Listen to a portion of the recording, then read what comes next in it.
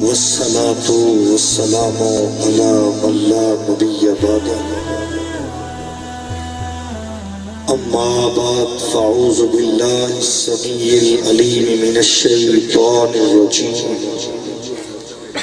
بسم الله الرحمن الرحيم قد جاءكم من الله نور آمنت بالله صدق الله مولانا العظيم إن الله وملائكته يصلون على النبي يا أيها الذين آمنوا صلوا عليه وسلموا تسليما بابا دی بلند درود پاک پڑھئے الصلاة والسلام علیکہ یا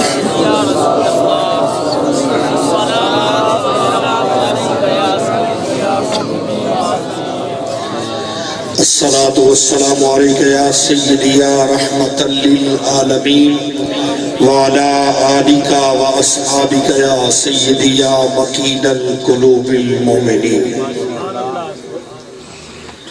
آبابی زیوکار علماء کرام ذویل احتشام اور بالخصوص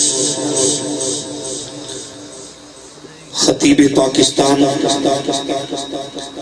خطیب نقطہ دام حضرت علامہ مولانا حامد سعید قادمی شاہ صاحب زندہ مجدہو اور بالخصوص میرے انتہائی پیکر شفقت و محبت استاذ الاساتذہ حضرت علامہ مولانا مفتی پیر امام بخش ندیم صاحب محمدی سیفی زندہ مجدہو آپ بھی موجود ہیں اور آپ نے حکم دیا چند منٹ کے لیے فقیر حاضر ہیں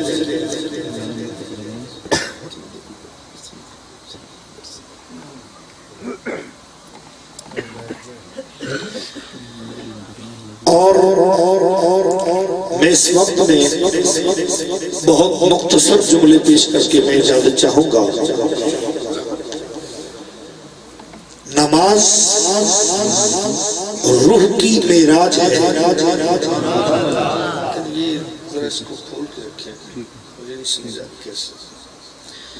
نماز روح کی معراج ہے لیکن رب العالمین نے بڑے سادہ سے انداز میں ارشاد فرمایا وَأَقِيمُوا الصَّلَاةَ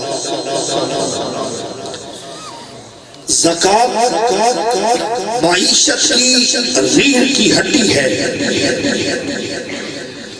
آپ تاریخ کے اوراق کو پلٹ کر دیکھیے جب سیدنا فاروق اعظم رضی اللہ تعالی عنہ آپ نے ریاست مدینہ میں نظام مصطفیٰ قائم فرمایا تو وہاں پر لوگ زکوٰۃ دینے والے تو نظر آتے تھے لیکن لینے والا نظر نہیں آتا تھا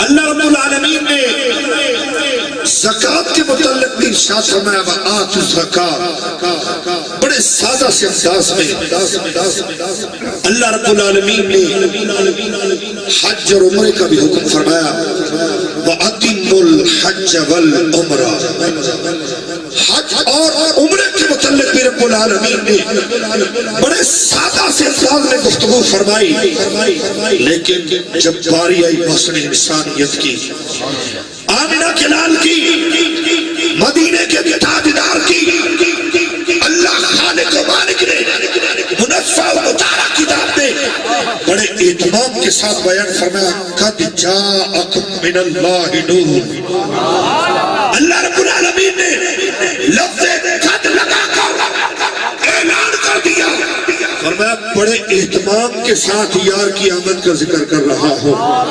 کہیں مقام پہ فرمایا لقد من اللہ علی المؤمنین اذ بعث فیہم رسولا. کسی مقام پہ فرمایا قد جاءکم برہان من ربکم. کسی مقام پہ فرمایا لقد جاءکم رسول من انفسکم عزیز علیہ ما عنتم حریص علیکم بالمؤمنین رؤوف الرحیم. اللہ رب العالمین نے جہاں بھی مصطفیٰ پاک کی آمد کا اعلان کیا بڑے اہتمام کے ساتھ اعلان فرمایا ہے. اور حضرت ذی وقار آج ہم بھی حضور علیہ السلام کی بارگاہ میں خراج عقیدت پیش کرنے کے لیے سرکار مدینہ سرور قلب و سینہ احمد مجتبی محمد مصطفیٰ صلی اللہ علیہ وآلہ وسلم کی بارگاہ میں خراج عقیدت پیش کرنے کے لیے محفل میلاد کا انعقاد کیا ہے. اور حضرت ذی وقار ہر شخص جو ہے وہ نبی کا میلاد نہیں منا سکتا، اس لیے کہ یہ ہر بندے کا مقدر نہیں ہے سکتا. وہی نبی کا میلاد منائے گا جس کا محبوب دنیا میں جلوہ گر ہوا ہے. حضرت ذی وقار میں یہ بات کہنا چاہتا ہوں علماء کی موجودگی میں ایک طالب علم کی حیثیت سے کہ آج تک تاریخ میں ایسا نہیں ہوا بہار تو آئی ہو لیکن درختوں نے نہ منائی ہو. اگر درخت ہو کر بہار نہیں بھولتے ہم غلام ہو کر رسول اللہ کا میلاد کیسے بھول جائیں. آپ دیکھتے ہیں جناب بہار کے موسم میں لاکھوں کی تعداد میں درخت قطار اندر قطار بہاریں منا رہے ہوتے ہیں، لیکن اگر ان درختوں کے درمیان کوئی ایک ایسا درخت آپ کو نظر آ جائے جو خشک ہو، جس کے پاس تنی نہ ہو، ہریالی نہ ہو، سبزہ نہ ہو، اس کے پاس حسن نہ ہو، اگر آپ حیران ہو جائیں گے سارے درخت بہار منا رہے ہیں، اس بیچارے کو کیا ہوا؟ یہ بیچارہ بہار نہیں منا رہا.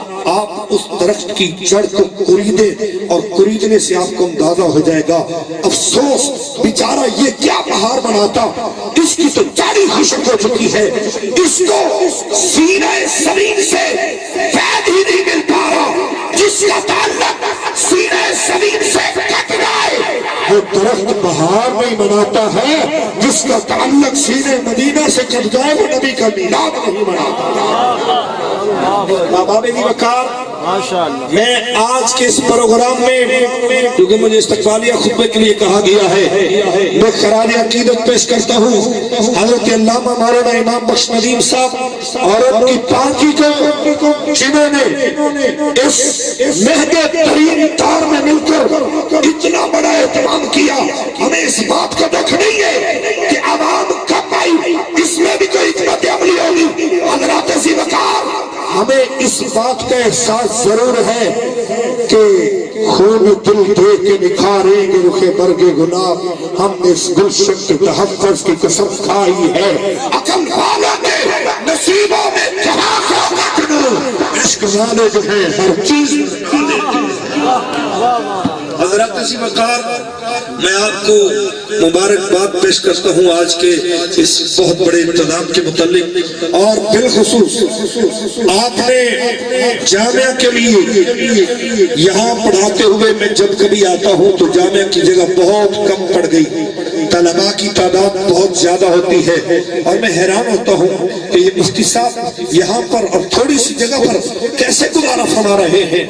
اللہ کے فضل و کرم سے اللہ پاک نے مفتی صاحب کو طاقت دی اور اللہ کی عنایت سے رسول اللہ کے لنگر کی خیرات سے آپ نے اللہ کے فضل سے نئی جگہ خریدی ہے. کتنے کنال ہے؟ 2.5 کنال آپ نے ماشاءاللہ. اور یہ تقریباً جو ہے 50 مرلے بنتے ہیں جی، ہمارے علاقے کے حساب سے 50 مرلے بنتے ہیں. 40 لاکھ روپے میں آپ نے وہ جگہ خریدی ہے. کس کے لیے خریدی ہے؟ صرف اسلام کی آبیاری کے لیے خریدی ہے. رسول اللہ کا پیغام محبت پہنچانے کے لیے خریدی ہے. بہت خوش ہوں اور مبارکباد پیش کرتا ہوں. اگر یہ جگہ مل گئی ہے تو انشاءاللہ اس جگہ کے اوپر جو ہے وہ اللہ تعالیٰ تعمیر کرنے کے لیے بھی اسباب پیدا فرما دے گا، کیونکہ میرا رب مسبب الاسباب ہے. میں ایک بات کہہ کر اجازت چاہوں گا. محمود غزنوی جو تھا وہ اسے دو باتوں پہ بڑا شک تھا، تین باتوں پہ. ایک تو یہ تھا کہ اسے اپنے باپ پہ شک تھا کہ شاید میں اپنے باپ کا بیٹا ہوں کہ نہیں. دوسرا یہ تھا کہ یہ جو علماء کہتے ہیں کہ علماء حضور کے وارث ہیں، اسے یہ بھی شک تھا کہ یہ مولویوں کی من گھڑت حدیث ہے. تیسری بات یہ تھی اسے یہ بھی شک تھا کہ شاید قیامت قائم ہوگی یا نہ ہوگی. ایک دن وہ جا رہا تھا، جلوس تھا بادشاہ کا، بہت رونق. چلتے چلتے ایک طالب علم جو کتاب پڑھ رہا تھا چاند کی چاندنی میں، جب اسے بشروں کی روشنی ملی، جب اس جلوس کے آگے آگے مشرق چل رہی تھی، روشنی کے آگے آگے اس نے ایسے کتاب کو اٹھایا اور پڑھنا شروع کر دیا. محمود غزنوی کو بڑا احساس ہوا کہ یہ بڑا پیارا طالب علم ہے جو اپنے علم کی خاطر یہ مشل کے ساتھ ساتھ چل رہا ہے. اس نے اپنے وزیر کو بلایا اور شاہی مشل اس طالب علم کو، دین کے پڑھنے والے طالب علم کو مشل دے دی. جس نے رسول اللہ کے دین کے طالب علم کی خدمت کے لیے ایک مشل پیش کی، اللہ کی عزت کی قسم مدینے کے تاجدار نے ادھار نہیں فرمایا، اسی رات ہی کرم فرما دی اور زیارت کروا دی. اسی رات ہی اور زیارت کروائی. تینوں سوالوں کے جواب ایک ہی جملے میں میرے نبی نے ارشاد فرما دیے. فرمایا سبکت گین کے بیٹے، سبحان اللہ. یہ شک تھا کہ میں اپنے باپ کا بیٹا بھی ہوں کہ نہیں ہوں. میرے نبی نے فرمایا سبکت گین کے بیٹے، تو نے میرے دین کے وارث، تو نے میرے دین کے وارث کی خدمت کی ہے. فرمایا میں محمد قیامت والے دن تیری سفارش کر کے تجھے جنت میں لے جاؤں گا. جس نے دین کے طالب علم کے لیے حضرت ایک مشل پیش کی، اس کے لیے حضور نے اس کی زندگی میں سارے سوال بھی حل فرما دیے اور جنت کی بھی بشارت دے دی.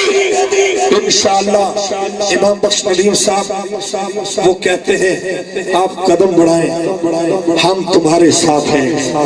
کوئی کرے یا نہ کرے، میرا بیٹا محمد علی رضا یہاں پر دین کی تعلیم حاصل کر رہا ہے اور مجھے خوشی ہے الحمدللہ بفضل تعالیٰ وہ آپ کے زیر سایہ جو ہے وہ دین کی پروان جو ہے وہ چل رہا ہے. آپ اس کی تربیت فرما رہے ہیں اور میں اپنی طرف سے، حضرت نے مجھے نہیں فرمایا بلکہ یہ پرچی کے اوپر لکھا ہے کہ آپ نے چندے کا اعلان نہیں کرنا ہے. میں چندے کا اعلان کرنے نہیں جا رہا. ماشاءاللہ مجھے تو اعلان کرنا جی میں اپنی طرف سے 2 قسطوں میں آپ کو 10,000 روپے نذرانہ پیش کروں گا. 10,000 روپے 2 قسطوں میں آپ کی بارگاہ میں نذرانہ پیش کروں گا، اس لیے کہ انشاءاللہ العزیز آپ احباب پر بھی کوئی پابندی نہیں. کوئی اگر شخص یہ ماشاءاللہ حضرت نے 500 روپیہ یہاں آ کر خدمت کی ہے، اللہ تعالیٰ ان کا 500 روپیہ دیا قبول فرمائے. میں معذرت چاہتا ہوں کہ آپ کے حکم کی تعمیل نہ کر سکا، پھر بھی میں نے اعلان کر دیا، اس لیے یہ میرے جذبات تھے.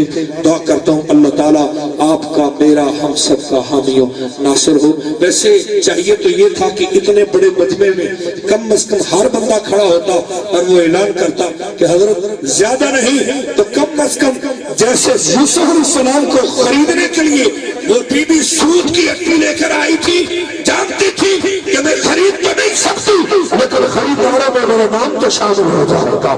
آئیے میں دیکھنا چاہتا ہوں کون کون خریداروں میں اپنا نام شامل کرنا چاہتا ہے.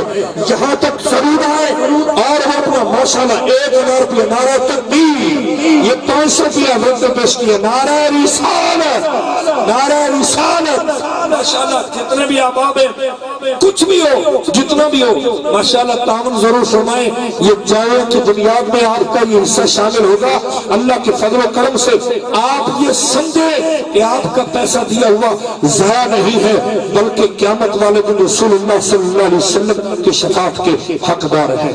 तो माशाअल्लाह जो अहबाब आए, मैं उनका शुक्रिया अदा करता हूँ। जो किसी वजह से नहीं आ सके, कोई पाबंदी नहीं है, आप इंशाअल्लाह फिर कभी जो है यहाँ पर आप हुजूर की बारगाह में अपनी हाजिरी लगवा लीजिएगा।